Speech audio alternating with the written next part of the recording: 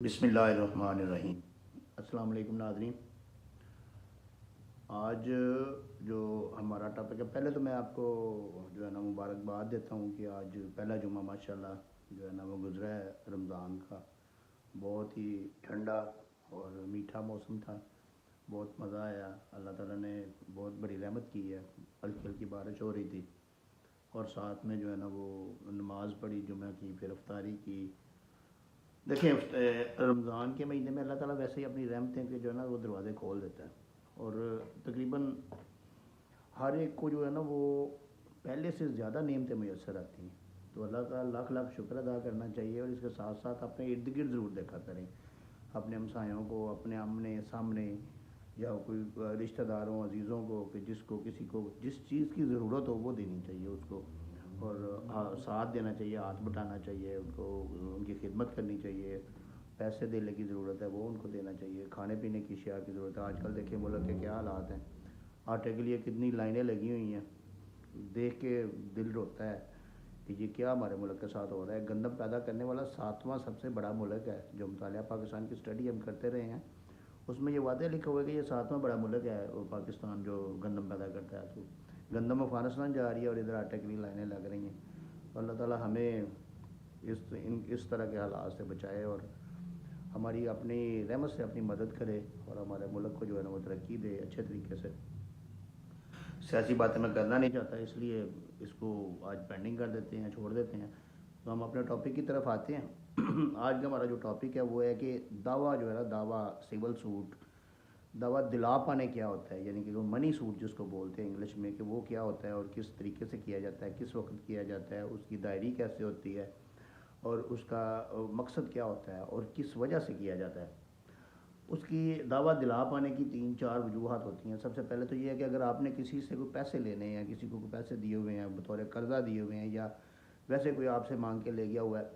या कोई किसी से आपने कोई बकाया जात लेने हैं, कोई बिज़नेस ट्रांजैक्शन में बकाया जाते हैं आपके, आपको पता है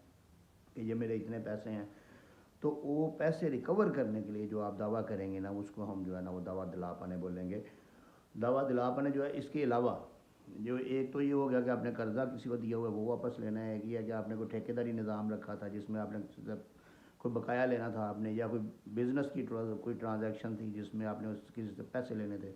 तो उसमें आप जो है ना वो दावा दिला पाने कर सकते हैं।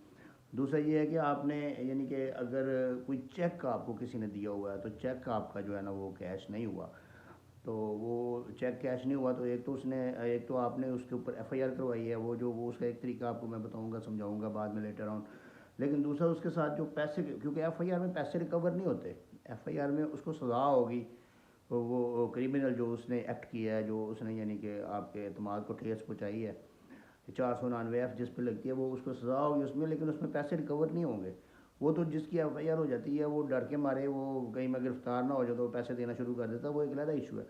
लेकिन असल में दरअसल जो है ना वो उसके लिए आपको एक सेपरेट दावा करना पड़ता है जिसको दावा दिला पाने बोलते हैं। उसका सेक्शन और है, वो आर्डर 37 के तहत होता है, ये आर्डर 4 के साथ होता है, के तहत होते हैं बाकी सारे दावा जाते। लेकिन दावा दिला पाने की बात कर रहे हैं कि वो होता दावा दिला पाने है, यानी कि अगर आपने पैसे रिकवर करने हैं तो वो चेक के पैसे अगर आपने रिकवर करने हैं तो वो दावा दिला पाने आपने करना है। इसके अलावा अगर आपने कोई बयाना दिया है किसी को, तो वो रजिस्ट्री पाया तकमील को नहीं पहुंच रही और बयाने में ऐसा कोई ऐसी कंडीशन भी नहीं है कि बयाना ज़ब्त हो जाएगा या ये इस तरह से वो वापस नहीं कर रहा,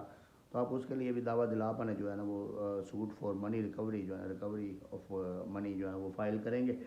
वो आप दायर करेंगे। तो इसके अलावा अगर किसी ने, एक और भी रीज़न हो सकती है कि आपने कोई, आपके ख़िलाफ़ किसी ने कोई इस्तगासा कर दिया, वो झूठा साबित हो गया, आपने हर्जाना जो है ना वो फ़ाइल करना है। तो हर्जाना जो है या डैमेजेस सूट, उसको भी दूसरे लफ्ज़ों में दावा दिला पाने बोलते हैं। यानी कि अगर आपने किसी से कोई हर्जाने के तौर पे या अजाला हसीयत अजाला हसीयत उल्फ़ी जिसको उर्दू में बोलते हैं, या डैमेजेस सूट जिसको इंग्लिश में बोलते हैं, कि किसी ने आपके ख़िलाफ़ एफआईआर गलत दर्ज करवा दी है, वो बाद में झूठी साबित हुई है, आपने उसके ख़िलाफ़ डैमेजेस सूट फाइल करना है, वो भी दावा दिलापन होगा। अगर किसी ने आपके ख़िलाफ़ कोई झूठा सिविल सूट फाइल कर दिया है, वो खारिज हो जाता है बाद में, तो आप उसकी बुनियाद पे भी कर सकते हैं। हाँ, सिर्फ एप्लीकेशन की बुनियाद पे डैमेजेस सूट फाइल नहीं होता, फ़ाइल हो जाता है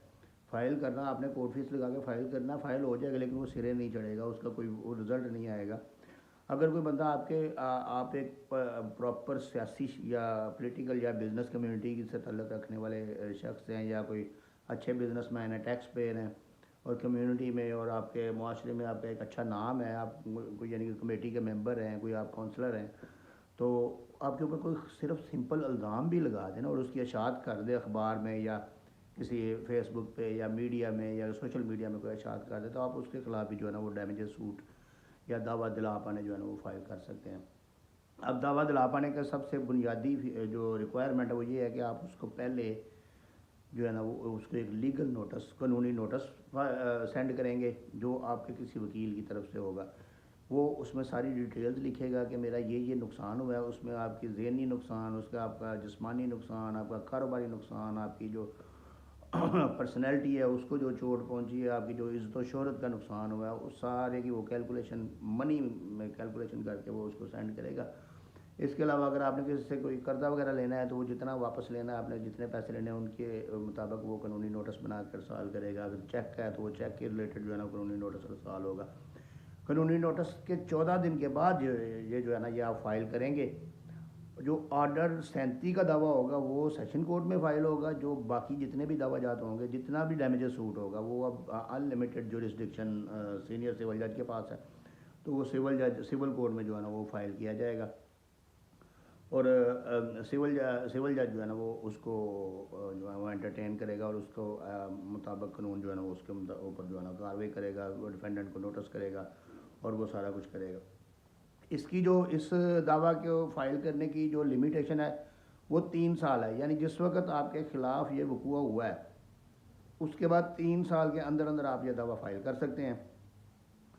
اس کے علاوہ پرومیزری نوٹ ہوتا ہے جو جس میں کوئی وعدہ کیا گیا ہوتا ہے کہ میں اتنے پیسے دوں گا اس بندے کو، پرومیزری نوٹ اس کو بولتے ہیں، جس کے اوپر باقاعدہ ٹکٹس لگی ہوتی ہیں، اور اس کی بنیاد پہ بھی اگر آپ نے کرنا ہے تو وہ بھی آرڈر 37 کے تھرو ہوگا، آرڈر 37 کے ذریعے ہوگا، اور وہ اسمبلی سوٹ ہوگا، اور وہ بھی اس کی بھی لمیٹیشن جو ہے نا یہ 3 سال ہے۔ تو دعویٰ دلا پانے کی جو ہے نا وہ لمیٹیشن 3 سال ہے۔ تو